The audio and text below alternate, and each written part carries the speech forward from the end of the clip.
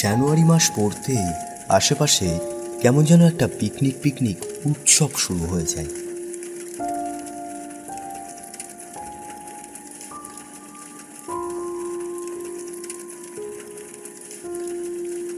হ্যাঁ, ঠিকই ধরেছেন, এর মধ্যেই আমরা একটা ট্যুর প্ল্যান করে ফেলেছি।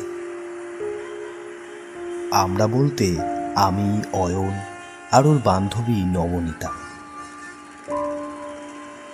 নবনীতায় আমাদের দুটো জায়গার কথা বলব, এক হলো গোয়ালডাঙ্গা আর হরিশপুর রাজবাড়ি। হরিশপুর রাজবাড়িটার সামনে নাকি নানান ধরনের দেশি বিদেশি গাছ আছে।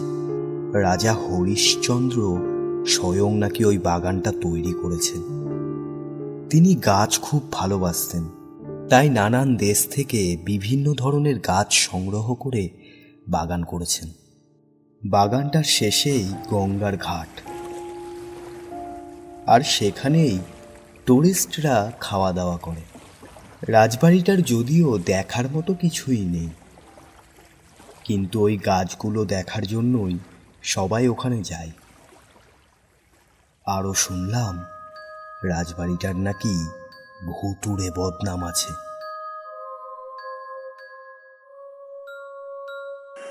আপনারা তো জানেন অ্যাডভেঞ্চার আমার বরাবরই খুব প্রিয়, তাই আর বিকল্প খুঁজলাম না।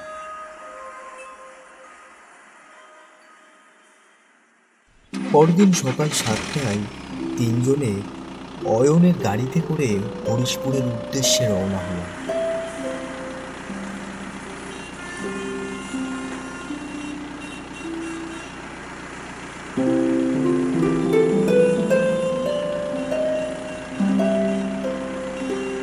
রাস্তার দুধারে মনোরম দৃশ্য।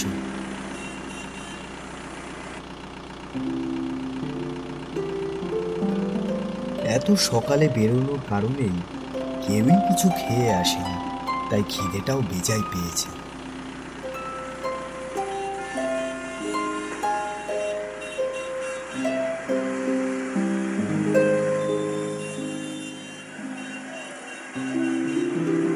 রাস্তায় একটা দোকানে দাঁড়িয়ে চা আর কচুরি খেয়ে আবার রওনা হলাম।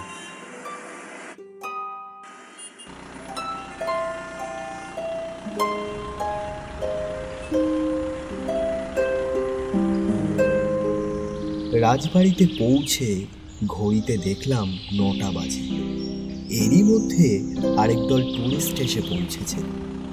তারা রান্না বান্নার সরঞ্জাম গোছাতেই ব্যস্ত। আমাদের যদিও রান্নার ঝামেলা নেই, 3 জন আছি, হোটেল থেকেই খেয়ে নেব।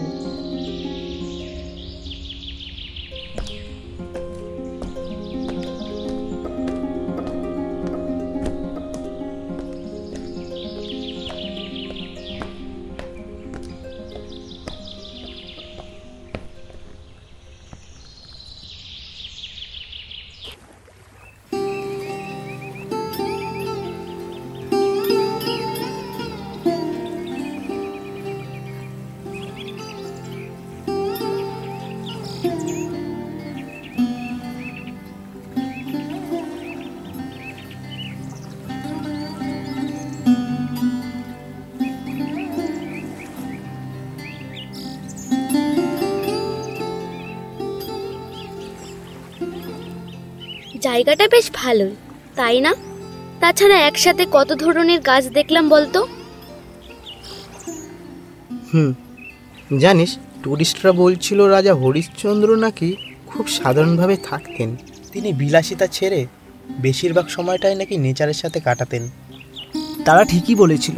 তার জলজান্ত প্রমাণ এই গাছগুলো। প্রকৃতিকে ভালো না বাসলে এমন বাগান গড়ে তোলা অসম্ভব।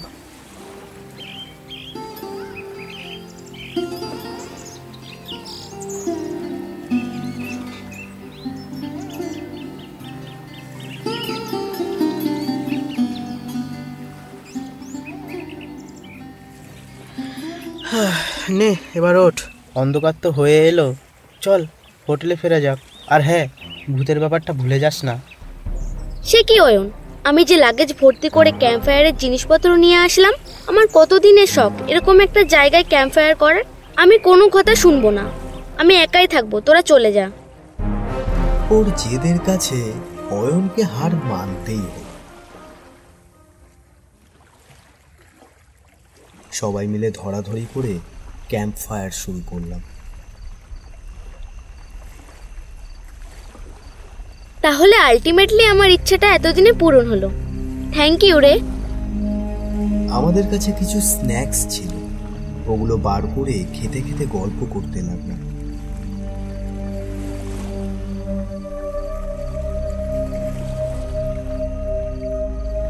বেশ কিছুক্ষণ পর গঙ্গার পাড়ের নৌকাগুলো থেকে একজন মাঝি বলে উঠল, বাবু মশাইরা, ওই দেখেন চাঁদ উঠেছে।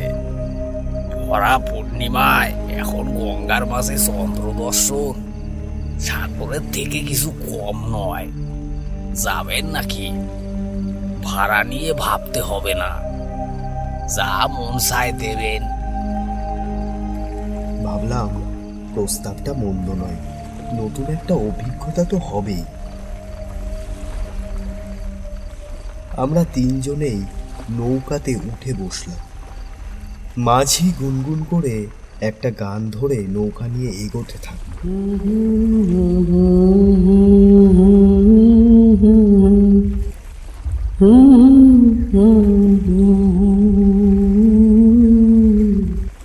মাঝির কণ্ঠের জাদুতে এই ছবিটা যেন আরো মায়াবী হয়ে উঠল। চাঁদের আলোয় ভাসে তরি, নদীর ঢেউ লাগিয়া, জীবন তরি চলে নায়া, দুঃখের ঘর বাঁধিয়া। জীবন তরি চলে নায়া, দুঃখের ঘর বাঁধিয়া। দু চোখ ভরে এই স্বর্গীয় সৌন্দর্যকে দেখতে থাকলাম।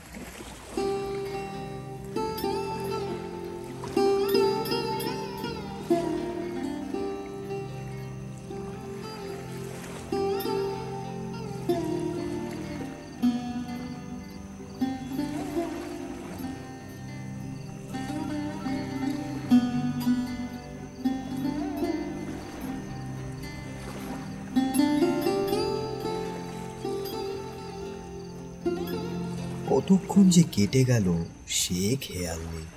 হুঁশ ফিরল ওপার থেকে একটা নারী কণ্ঠের আর্তনাদ শুনে।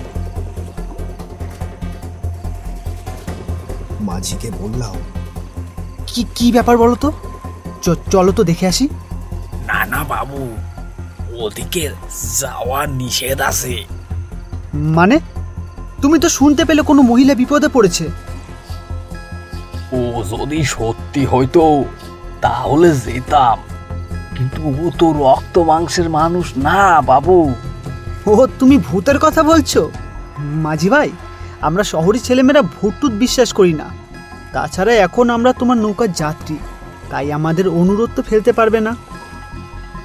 ঠিক আছে, চলেন তবে।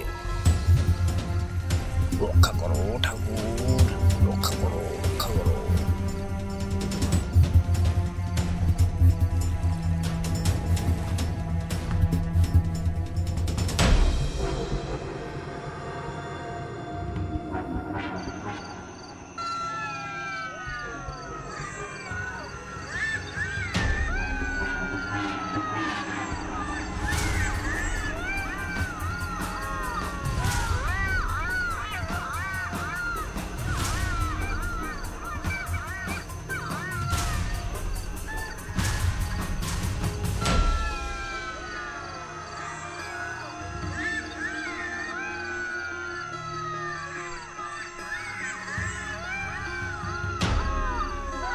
ওপারে গিয়ে সত্যি কাউকে দেখতে পেলাম না।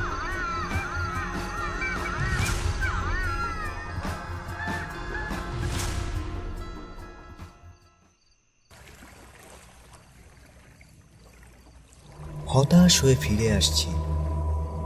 ঠিক মাঝ গঙ্গায় আসার পর নবনীতার চিৎকার শুনে তাকিয়ে দেখি বিভৎস দেখতে এক নারী মূর্তি নৌকার মাথায় বসে নবনীতার দিকে একভাবে তাকিয়ে রয়েছে। মুখের দুই পাশে বড় বড় দুটো দাঁত বেরিয়ে আছে, তার কোষ বেয়ে রক্ত গড়াচ্ছে। হিংস্র লাল চোখ দুটো স্থির হয়ে রয়েছে নবনীতার দিকে। হঠাৎ এসে ছুটে এসে নবনীতার চুলের মুঠি ধরে জলে ঝাঁপিয়ে পড়ল। নবনীতাকে বাঁচাতে অয়নও ঝাঁপ দিল।